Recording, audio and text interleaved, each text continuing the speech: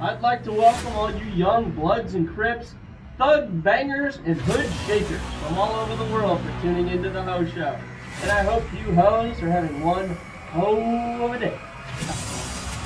So, on this episode of Boats and Hoes, we have three wonderful guests, and I regret to inform you that one of our co-hosts, Jose Von Taco, is out.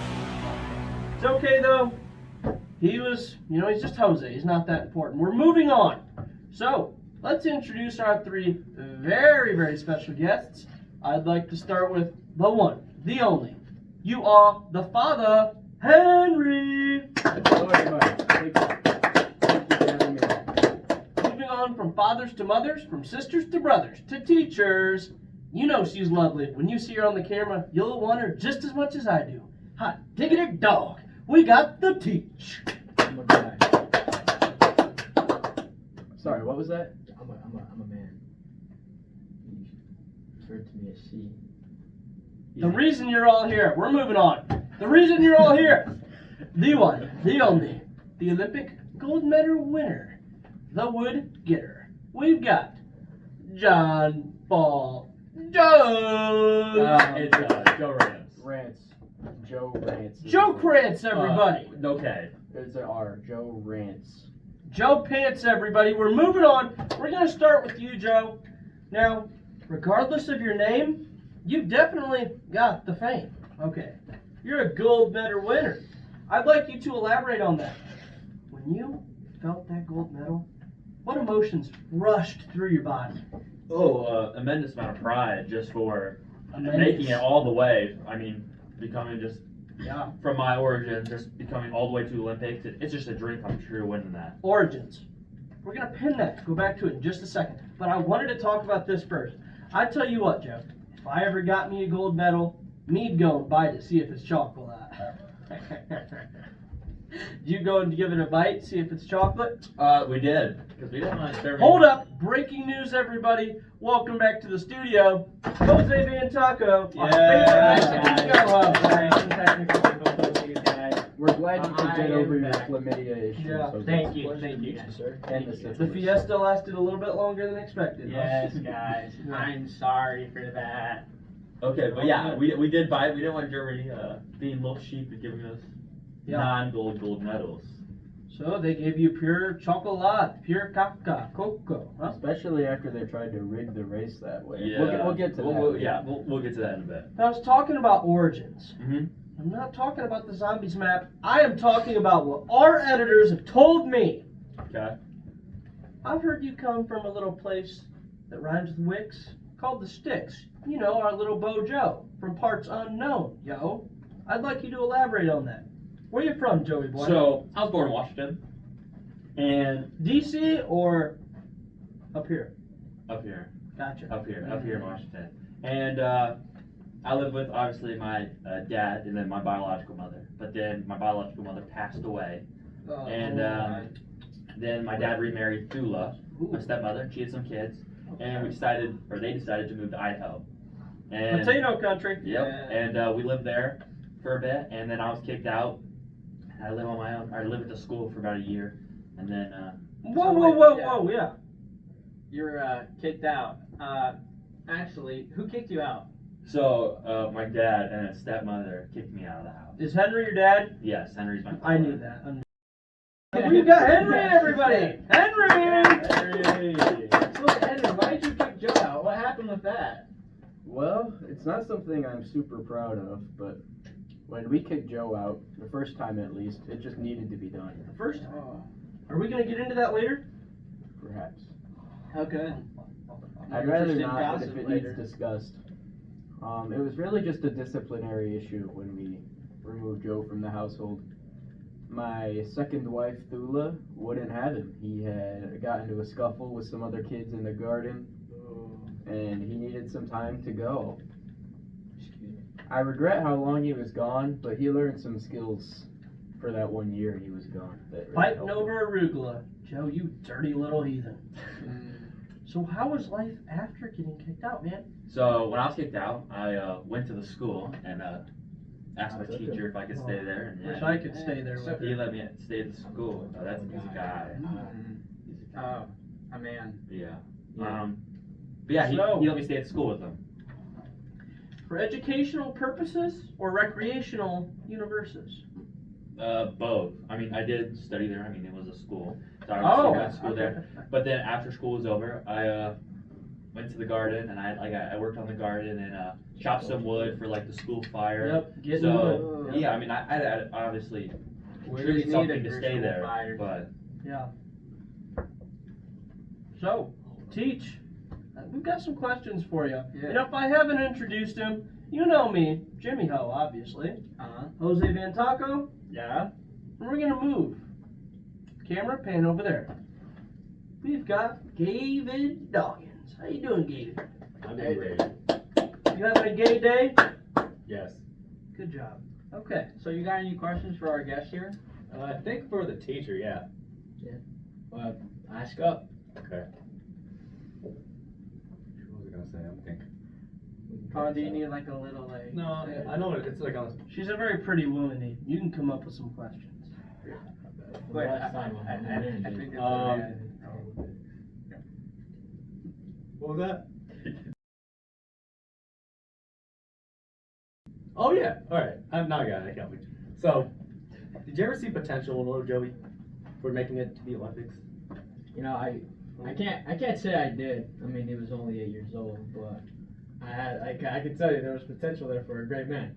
Oh yeah. You know he's gonna be a great man if he's getting wood about the daily At a basis young like age that. too. I mean, we're Oh, little boy getting wood. Yeah, Building those arms up. yeah, built some muscle up Hard through it, wood, like hard hardwood. wood. Dude, cutting all that hardwood, getting wood. Look at that. Yeah. Yeah.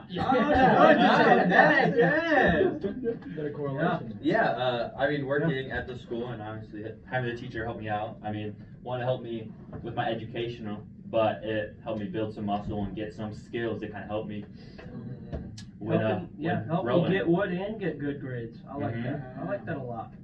So after the school, I mean, I suppose you don't still live there, right? No. So I lived with a teacher at the school for about a year, and then Oh. we were moving, my dad and Dula were moving to Washington.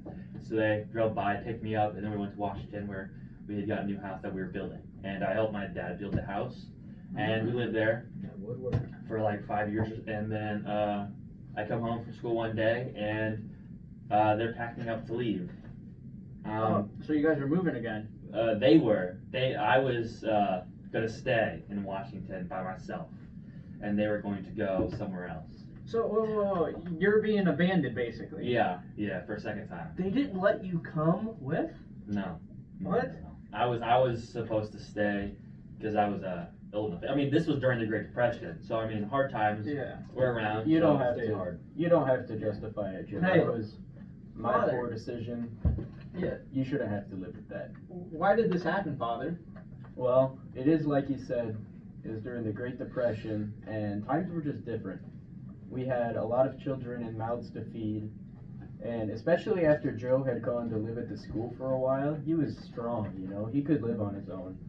So, I would still say Yeah. that leaving him was my biggest regret in life, but I knew he'd turn out alright still. It was just hard to. That is. Well, because once again, Thula didn't want him around, and I didn't Father want to memories lose in my another head. wife after I'd already lost one. So I Second chose- wife is always better than the As first. much as I regret it, I chose her over him, and I've Yeah. never forgiven myself for Yeah. that. Hard times. Hey. Make All hard of men. yeah. Hard times make hard men. Yeah, Getting that hard, is a hard good saying. times. I mean, look at how Joe turned out. Great He's man. solid. Big and He's hard. hard right Solid. now. Look at those muscles he's built on himself. Tone. Man. Hey, can I see your arm? Let me see your arm. Do a rowing motion for me. Get it Really going. get that. Oh wait, it's not like this. It's both. You have two oars. You have two oars. Oh. Oh. Yeah. So in rowing, you're in a little shell. It's a really skinny shell? boat. Or what we call the boats. Oh, no okay. tacos. No taco shells. But they're really skinny boats, and you're sitting in a single file line all the way up. Mm. You got two oars, and you just Two control at the once. oars. You're just getting at it, aren't you? Oh my. Two Yeah. oars? Yeah. Oars? You use your whole body to Getting in the help motion. get in the motion. Ah. Yeah. 2 oars. I can get more detail in a bit. But so after they left me, I did some side jobs and went to high school and just, I mean, I worked some money because I planned on going to Yeah. college. Of And course. I actually did College is gymnastics in important. high school. And so during gymnastics, I was noticed by some people at Washington. Yeah. And they noticed that, I mean, I was decent at, gymnastics and I had a good build. And so they offered me a rowing position there. And they said, hey, we want you to try out. And I said, why not? I mean, it could help pay for school. Yeah, of and I course. mean, it's easy way to get to college during the Great Depression. So My I said, boy, why not? going to college. Man. I never And thought- so I went to Washington. Who'd have known a girly sport like gymnastics would get you rowing? That's, All right. yeah. No, Oh, actually, that's did you have like any supporting people with you? Like, Yeah, so I had my girlfriend Joyce. Oh, girl, why? You got a picture? Currently my wife. For now. Okay, alright. Be careful. But, so yeah, she helped me through it. She was a person that was there for me consistently. And I mean, after my dad had left me, my family had left me twice. I mean, I grew some, I wanted to be independent. I don't want to rely on other people to bring me happiness or fulfill the needs I need. So I became a more independent person. I just want to become an independent person. So I mean, I did have a girlfriend. I did share a lot with her, but I didn't want to have her be my only source of joy. So, your girlfriend was giving you joy, but she wasn't your only source of joy. Yeah. Fulfilling your needs. Yeah. Yeah, good girlfriend. But in college, so during college, I mean, I obviously tried out for the rowing team. I mean, showing up as a freshman, going against seemed like a couple hundred freshmen. I mean, it's very intimidating because I mean, I wasn't the best at it. I mean, I hadn't been doing it. I mean, I had a good build. I mean, there's some people Yeah. out there who are super skinny, super short. You like them skinny or short, or you like them bigger on the boat? I played the fifth. Who's better in the boat? A Yeah. big man? Oh, okay, we're talking about the bow. Okay, Yeah. it depends on the position. Depends on the position. I mean, if you're a coxswain, it doesn't matter. What?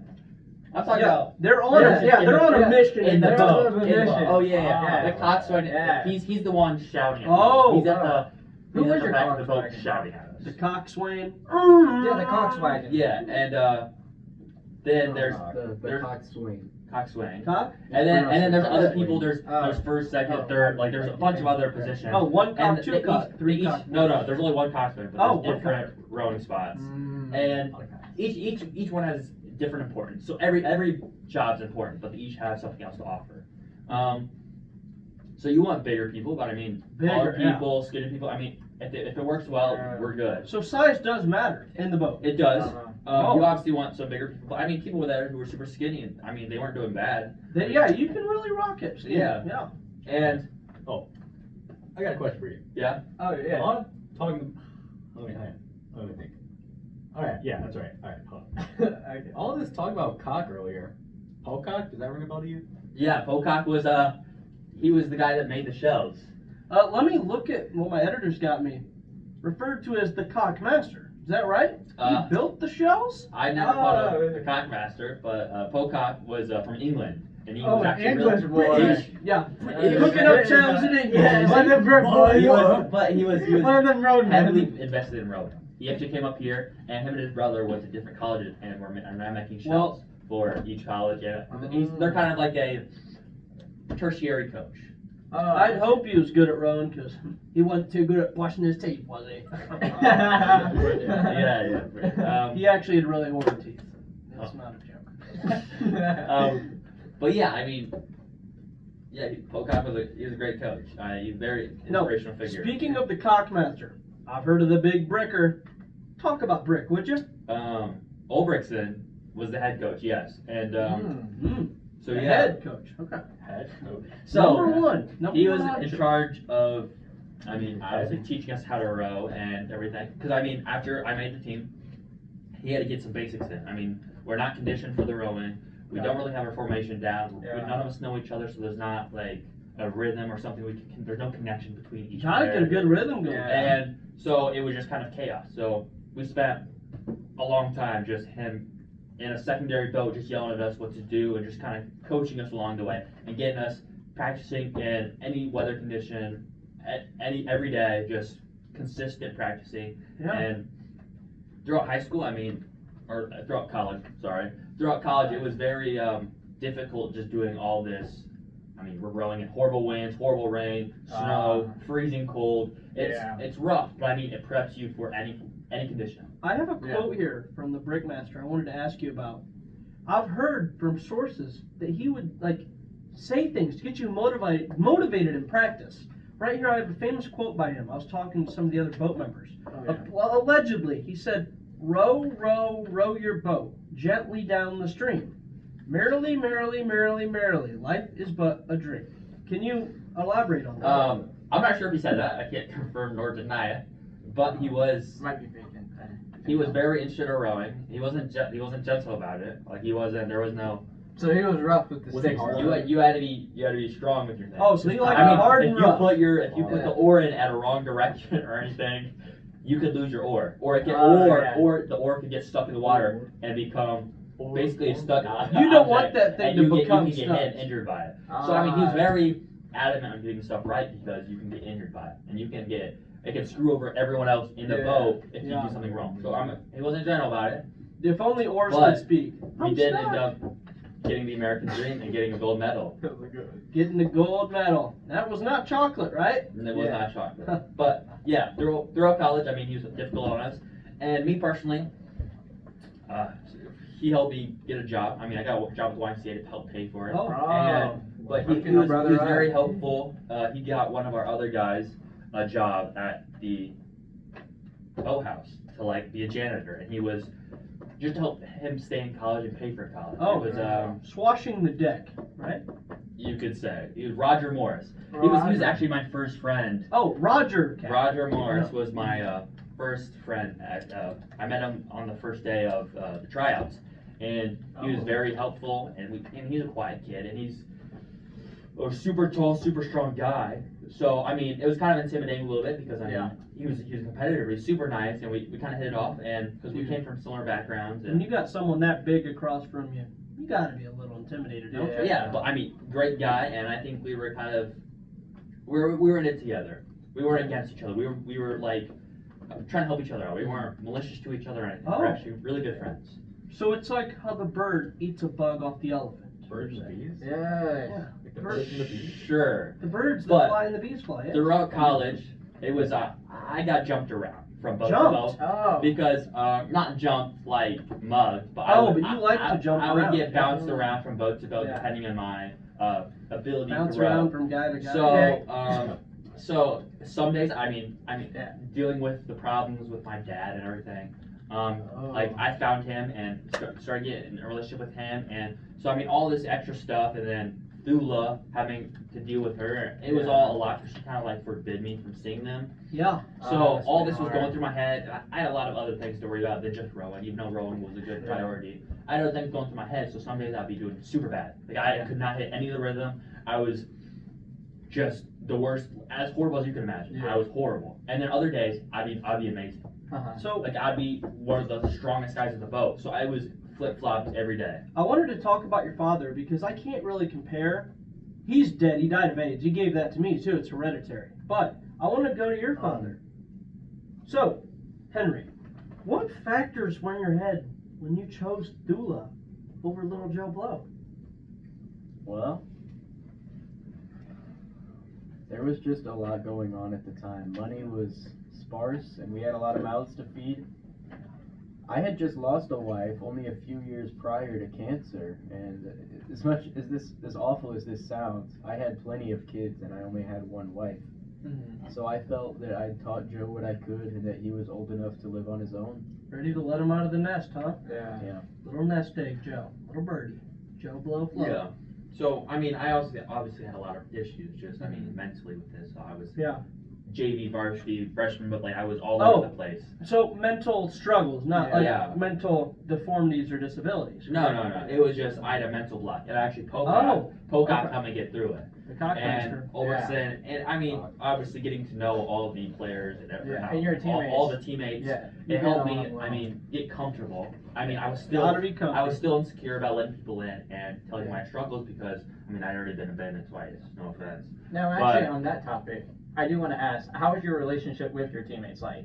Was We're that like well? family. Yeah. We're like family. Yeah. I mean, as I mentioned, the coxswain Bobby Mott. He's some short, skinny kid. I mean, after every time we won, we throw him into the water as like a celebratory. Oh, tradition. yeah. Yeah, and but he was amazing. I mean, even though he's shouting in your face Yeah. every race the whole time, he was very he's a really good guy. Question.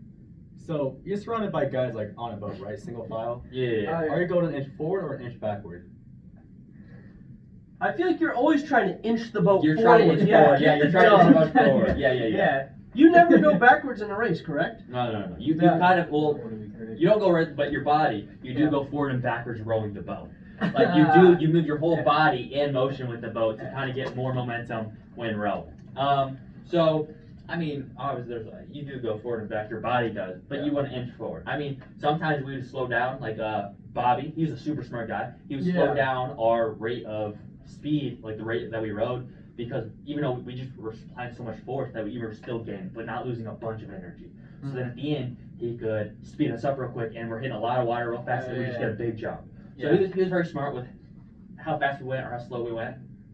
And then Don Hume, he was the guy right in front of Bobby Mock, and he was our stroke, people say. So he kind of set the rhythm. So Don would yell, or Bobby would yell at Don, and then Don would just start rowing. We'd all match him. Yeah. He was our guy. I mean, throughout high school, we all grew up really close, and I mean, throughout college, we were doing a bunch, and we were winning a bunch of races. Yeah. And I mean, even though I was getting bounced around, I was still getting a good relationship with all these people. And towards the end of my college career, or senior year, when we had a chance to go to the Olympics, we were actually qualified, and it was very difficult to compete because I mean, these are all really strong rowers in the United States. Yeah, I mean, beating California, it was our rival. I mean, it felt good. But then we're going to the Olympics, and we're like, there's some sense of we're now representing something much bigger than just our state college. We're representing all of the United, the whole country, and it's kind of difficult. And unluckily, I mean, Bobby Mock was his family, some Jews. Oh, how was that? Like, so it was. I mean, there's some kind of what the Germans are doing with the whole Nazis and Hitler, the whole Holocaust. I mean, it's bad. So.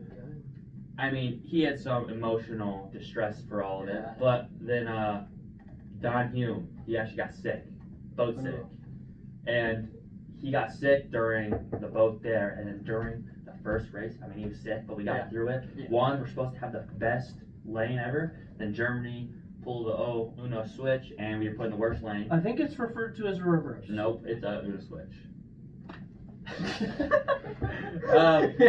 But I mean, they were like, they just completely switched us and put us in last, the worst conditions with the most wind. But I mean, rowing in the worst conditions that Ulrichsen put us in, it did help. It did prepare us for it. But Don was actually benched because of his sickness. But we pleaded to coach as a family and said we need him in. We need him in our boat because he's a part of the family. We need him in there. He's the guy that sets. He's our stroke. He is the guy that we follow, and he sets the rhythm. He's the guy that we rely on. Sets we need the him stroke in there. pace. And I did want to let you guys know, about a minute left on airtime, so let's try and get those final remarks in. Anybody got anything? I'll finish this real quick. So Don actually was like sick, and he was kind of unconscious during part of the row. He kind of went in his own head, wasn't really rowing that well. He just wasn't listening to Bobby. And then out of nowhere, we were struggling. We were in like last place, and then Don just got this burst of energy, and we just started blowing through people. Boom. And ultimately, as we all know, it got me the gold medal, and we won. Shut up. And so Shut up. Stay hard. we Shut got, up. Shut up. We're not done.